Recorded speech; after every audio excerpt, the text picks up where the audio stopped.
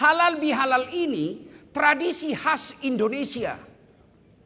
Saudara-saudaraku yang non muslim yang hadir di tempat ini, halal bihalal ini bukan bagian daripada syariat Islam, tapi dia adalah amal yang dianjurkan oleh Islam. Halal bihalal bahasa Arab yang di Arab sendiri tidak dikenal. Itulah kreatifnya orang Indonesia. Kau pergi ke Timur Tengah cari itu bahasa halal bihalal, tidak ada di Google Translate.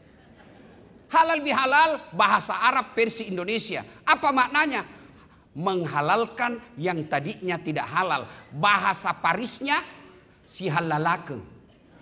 Paris itu Pare-Pare dan sekitarnya. Si halalake ki. Saling menghalalkan. Makna terpentingnya adalah perintah ukhuwah, persaudaraan. Ajak mesti salah-salah. Padaku anak Unhas. Nah sekarang apa penyebab putusnya kekuasaan? Mari kita lihat. Satu, putusnya persaudaraan. Satu, kekuasaan. Nggak usah dulu pilpres. Pemilihan rektor mau dulu. Masukku saya tuh, kalau mau kau jadi rektor silahkan. Tapi jantung mah kau jelek-jelekkan orang.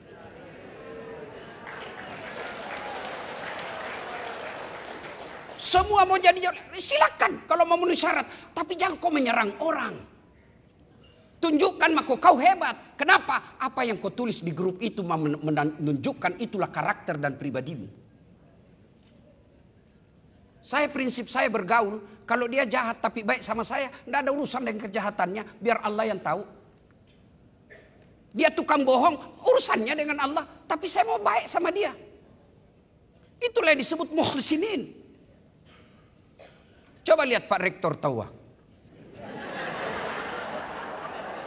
Bapak boleh terima atau tidak, tapi itu faktanya. Siapa dia lawan bertarung? Pil Rektor. Siapa dia lawan bertarung? Setelah terpilih, nah ambil itu teman yang bertarung. Ayo kita sama-sama.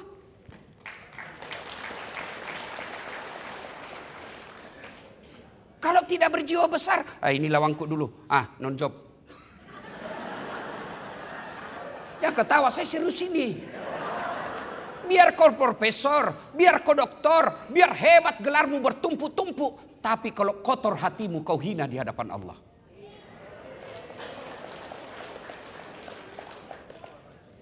Kekuasaan.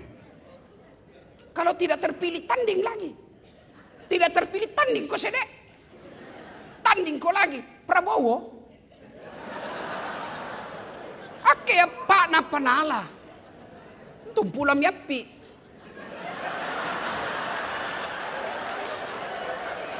Tiga kali. Lawan kata kosong dikalah. Tapi baru Allah kasih. Bertanding saja, jangan saling jelekkan. Yang namanya mencari-cari kejelekan pasti ketemu. Maka Allah katakan, jangan kalian mencari-cari kejelekan sesamamu. Karena namanya mencari pasti tidak dapat.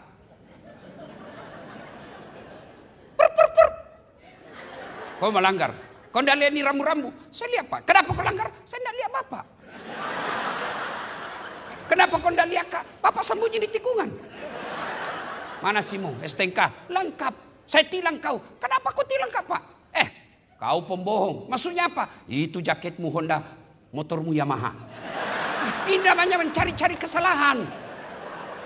Anak mahasiswa UNAS tidak boton dikalah. Bapak mengaku polisi baru polpenna pilot. Ini namanya mencari-cari kesalahan. Kekuasaan bisa memusuh persaudaraan. Namanya kekuasaan, ambil kekuasaan itu, tapi jangan kau berpecah belah.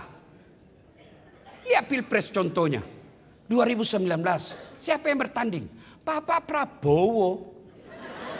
Lawan siapa? Joko Widodo. Siapa yang menang? Pak Jokowi. Siapa menterinya? Prabowo. 2024, siapa yang bertanding? Prabowo. Lawan Anies. Siapa lawannya? Prabowo. Siapa sekarang menterinya? Prabowo. Muhaimin Iskandar. Ngapain kita berpecah belah?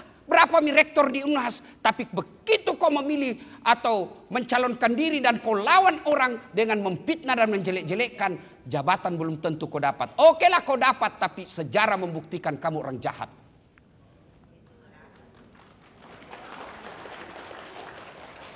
Yang kedua, penyebab putusnya persaudaraan. Sombong, macingkang, matempo, borro, milu yaseng, ambek momi. Tapi kita salah persepsi soal sombong. Apakah sombong itu pakai barang mahal? Belum tentu. Apakah sombong itu pakai mobil mewah? Belum tentu. Kapan dia sombong? Kau remehkan orang dan kau menolak kebenaran. Itu sombong. Karakter sombong itu dua kata Nabi. Satu, menolak kebenaran. Dua, kau remehkan orang. Kenapa Tonsin ada saat jadi penceramah? Saya bukan pintar. Banyak yang lebih pintar di sini. Kenapa rektor hubungi saya? Karena saya paling banyak followerku.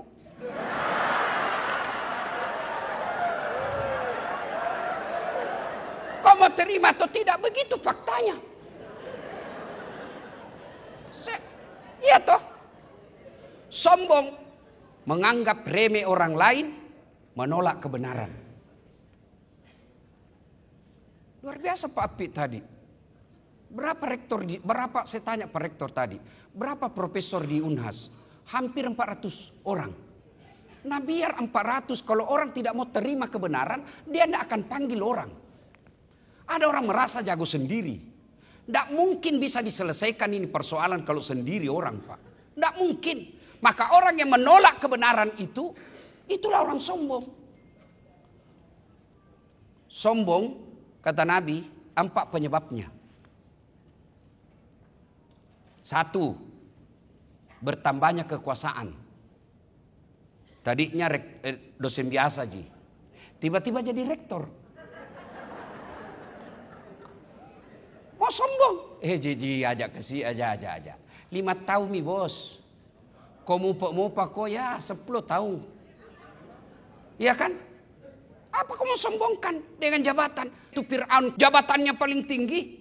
Popularitas. Tapi sombong, Allah hinakan itu Firaun. Mana buktinya hina? Sampai sekarang tidak ada orang mau kasih nama anaknya Firaun. Iya toh? Padahal terkenal, raja. Tidak ada namanya dalam Quran. Tapi tidak ada orang mau kasih nama anaknya Firaun. Kurang apa pelajaran dari Allah? Bagi penguasa-penguasa, pejabat-pejabat, kajati. Jangan sombong bos. Bukan Pak Agus, bukan. Ya, jangan sombong. Kurang apa pelajaran dari Fir'aun? Yang kedua kata Nabi penyebab datangnya sombong. Apa? Bertambahnya kekayaan. Yang kau sombong. Kurang apa Allah kasih pelajaran itu? Korun. Kaya raya. Sampai kunci gudang emasnya dibawa sama onta. Bukan 1 onta, puluhan onta. Maka sampai sekarang kalau ada orang dapat harta di dalam tanah disebut harta karun. Tapi dia sombong, Allah tenggelamkan si korun dengan harta-hartanya. Yang ketiga, bertambahnya ilmu. Yang tadinya biasa-biasa tiba-tiba jadi profesor, associate. Hampir. Sedikit lagi kesiangan. Jangan kau sombong. Allah marah. Wa ma utitu minal ilmi illa qalila. Dek oleh kupat disega kecuali cek dek ni. Ada sombong. Kalau Allah marah dia cabut itu ilmumu. Nak kasih pikun kau. Ada obat nak pikun? Oh banyak orang banyak gelarnya Pak. Tiba-tiba dia sombong Allah kasih pikun. Diprotes sama istrinya. Biasanya kalau mau keping mengajar Pak kau cium-cium Kak. Ini hampir 2 minggu tidak pernah kau cium. Langsung dia bilang suaminya, astagfirullah, berarti siapa saya cium selama ini? Ternyata pembantu nana cium. Jangan juga modus pula-pula lagi pikun Pak. Jangan mau sombong. Apa yang kau sombongkan? Profesor kok ada batasnya. Ustadz kok ada batasnya. Saya merasa hebat tidak karena ada penontonku. Biar saya jago ceramah kalau tidak ada yang nonton. 2 jam saya di sini berapi-api. Tidak ada yang nonton. Lewat Pak Rektor. Lama gila itu Ustaz. Apa yang kita mau sombongkan dengan ilmu ini? Jangan sombong. Ada ustadz yang sombong. Ada. Seolah-olah dialah pemilik surga dan neraka. Ceramah sangin surga neraka. Kayaknya ini susah sekali beragama. Ada begitu, ada. Contoh lagi tren sekarang. Halal bihalal diganti dengan sawalan. Dia alergi mengatakan halal bihalal. Kenapa? Karena bilang tidak ada sama Nabi. Ada sama Nabi itu sawalan. Itu kan hanya merek. Sama, tidak mau pakai kata maulid. Kenapa? Tidak ada pada zaman Nabi. Dia ganti sirah nabawiyah. Sama gitu bos. Masukku saya kalau kau tidak sependapat, sudah, tapi jangan kau cela orang. Saya kan selalu dibilangi Ustadz tidak sunnah. Kenapa Anda bilang, kau bicara sunnah baru kau tidak pelihara sunnah? Mana buktinya? Dia bilang itu, kau tidak pakai jenggot. Ya mau diapa kalau tidak mau tumbuh? Biasa gitu yang begini. Yang sombong. Iya. Yang keempat, itu tadi Fir'aun, kekuasaan, kekayaan, Korun. Ilmu, Kan'an. Cuma sayang kita ini tidak jadikan pelajaran ini sejarah. Jangan sombong. Allah membenci orang-orang yang sombong. Kenapa? Karena hanya Allah yang patut sombong. Maka disebut Al-Mutakabbir, yang maha sombong. Yang berikutnya, penyebab putusnya persaudaraan. Saya ulang lagi. Pertama kekuasaan, yang kedua kesombongan, yang ketiga dengki. Seriati. Pak, luar biasa. Kurang apa itu prestasi yang disampaikan Pak Rektor tadi. Tapi kalau kau dengki, tidak kau lihat itu. Kau seriati topoki kau, biar emas. Kau kena kasih ke orang, kau kira tai. Maka jangan dengki, karena dengki itu bisa merusak dirimu. Coba lihat kalau orang dengki Pak. Dikasih wajah yang cantik orang. Dikasih wajah yang gagah. Mulus mukanya, bagus bibirnya, alisnya tebal. Karena dengki, lubang telinga pingin lihat. Banyak tainya. Itu dengki. Jangan dengki. Kalau dengki, jangankan satu fakultas, jangankan satu universitas, saudara kandung saja dia bisa dia celah-cekakan. Kurang apa pelajaran dari Nabi Yusuf? Siapa yang dorong Nabi Yusuf ke masuk sumur? Saudaranya. Apa sebabnya? Dengki. Seriati Pak.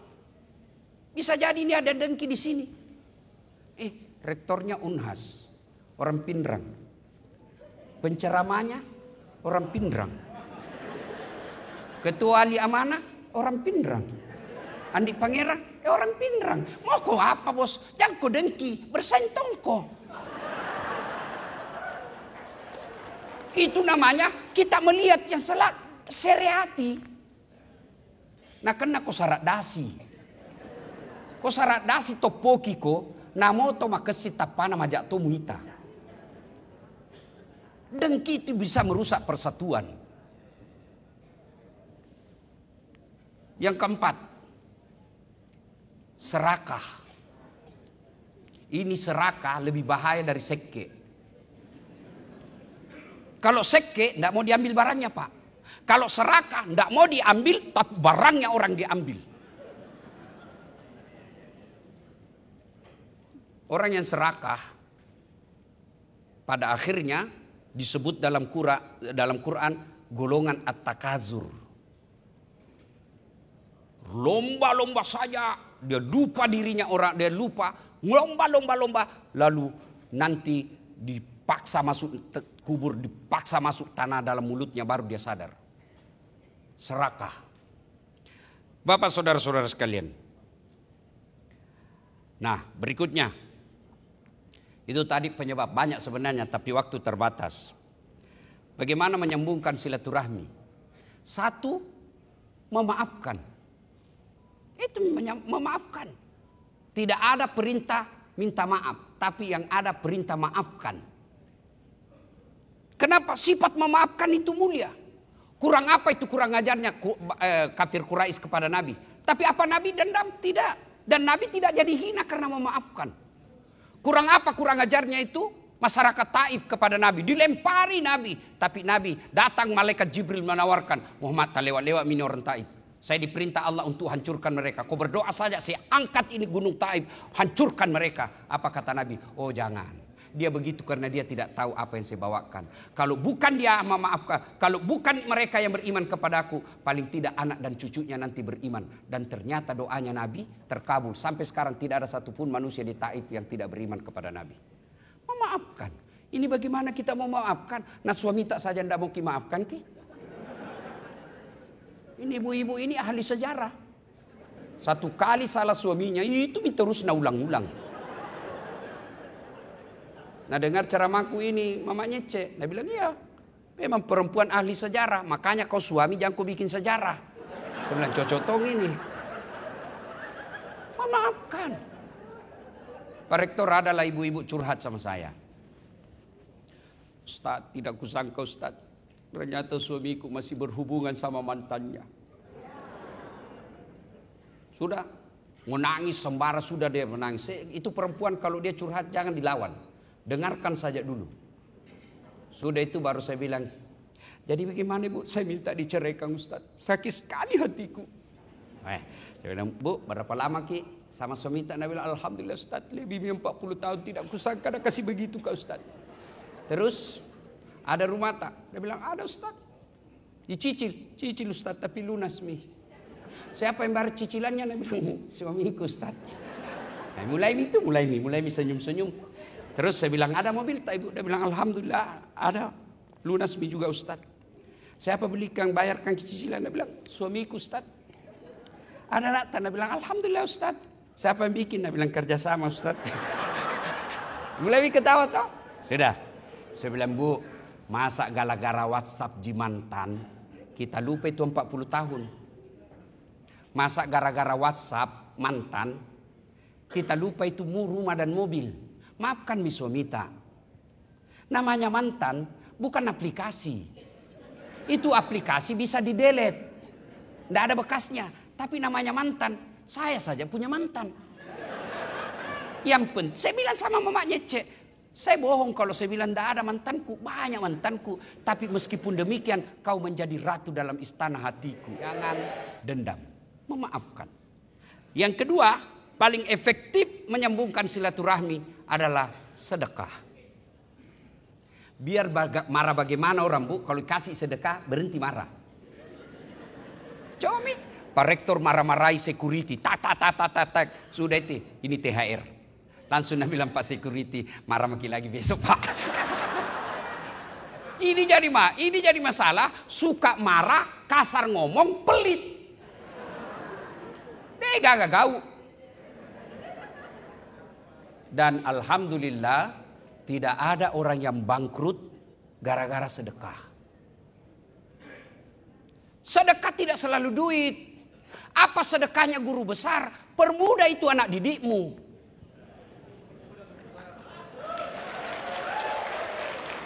Sudah tidak sama persepsi mahasiswa dipersulit. Itu zaman dahulu kala. Sekarang zamannya kita jalin bagaimana anak mahasiswa kita cepat selesai. Sedekahnya kita ini dosen, sedekah duit. Awah, saya agak duit tak kasih. Gaji saya lihat tadi. Waktu tanggal 1. Masya Allah belum cukup 5 juta. Baru 4.900.000. Kalau kita mau duit itu enggak. Tapi saya bukan dari gaji yang banyak. Pak Rektor ini kan ada yang viralkan ini rumahku. Dibulilah saya. Kenapa Ustadz rumahnya mewah? Saya bilang jadi mau Ustadz itu menderita. Kau bahagia kalau kau lihat itu Ustadz kodong kehujanan pergi ceramah. Kenapa Ustadz hidup mewah-mewah? Nabi sederhana. Saya bilang kau lupa. Nabi Sulaiman itu kaya raya. Yang Allah larang. Kamu pamer-pamer lalu kau pelit. Seke kikirgal apa ku jambatan.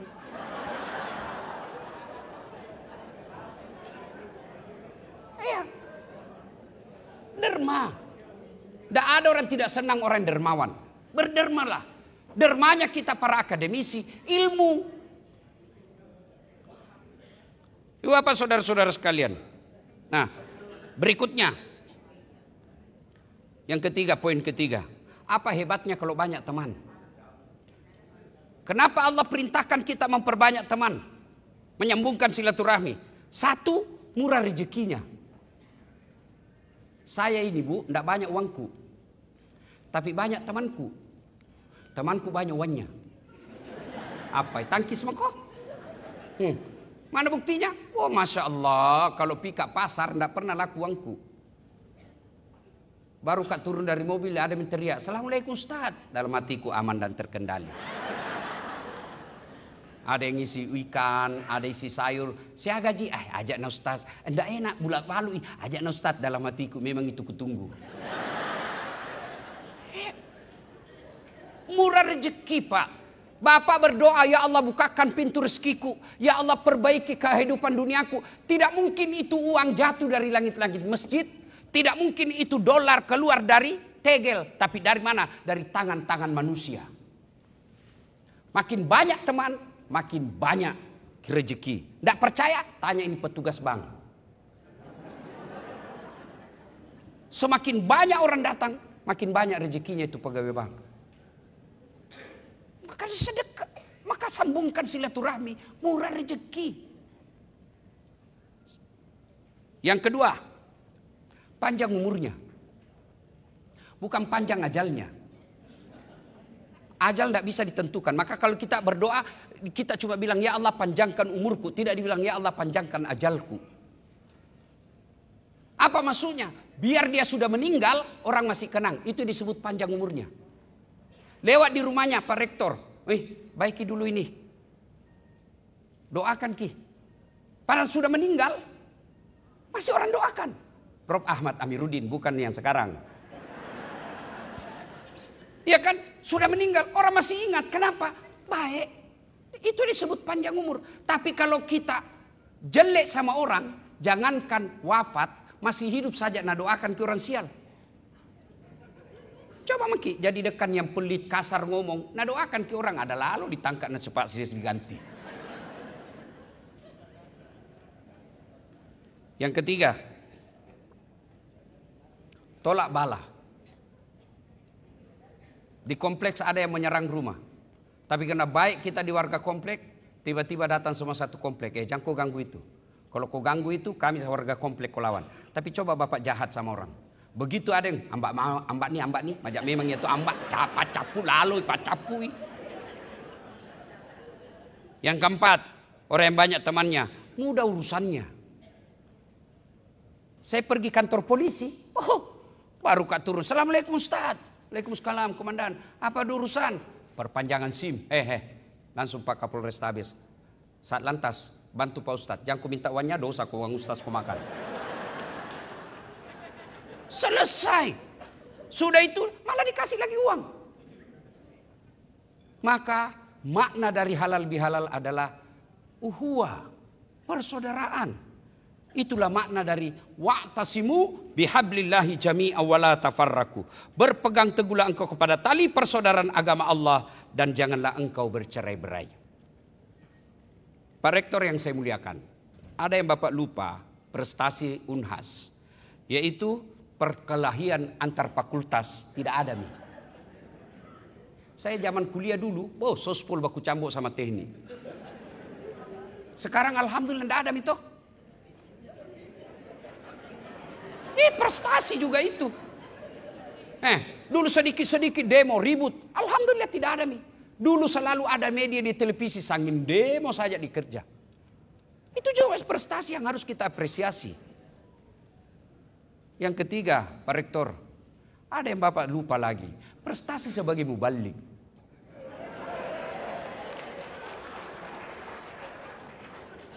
Para guru besar, tuan guru yang guru-guru saya sekalian. Ada peneliti medsos, baru-baru dia unggah di Ramadan kemarin. Ada 5 penceramah yang paling banyak dicari dalam pencarian internet. 5. Nomor 5. Dasat Latif. Nomor 5. Nomor 4. Hanan Ataki. Nomor 3. Khalid Basalama. Nomor 4. Adi Hidayat. Nomor 1. Abdul Somad. Tapi saudara perlu tahu, dari 4 di atas saya semua alumni Timur Tengah. Dasat Latif, komunikasi Unhas. Ya kan? Kalau mereka semua mengajar di dunia-dunia yang namanya universitas bidang keagamaan, Dasat Latif, Sospol. Itulah prestasinya Universitas Hasanuddin. Dan Bapak boleh buka ceramah di channelnya Pak UAS, Ustadz Abdul Somad. Itu kan ada dia bilang. Saya juga heran lihat ini Ustadz Dasat. Viewer saya Pak Prof sudah lebih 700 juta. Dari 5 yang saya sebut tadi ini, Dasat Latif paling banyak viewernya. Apa rahasianya? Komunikasi Unhas. Ini prestasi, bukan sombong, hanya menyampaikan fakta dan data. Yuk Bapak saudara-saudara sekalian, banyak yang ingin kita sampaikan tapi waktu yang terbatas. Karenanya saya tidak mewakili siapa-siapa. Semua programnya Pak Rektor tadi luar biasa. Bagus.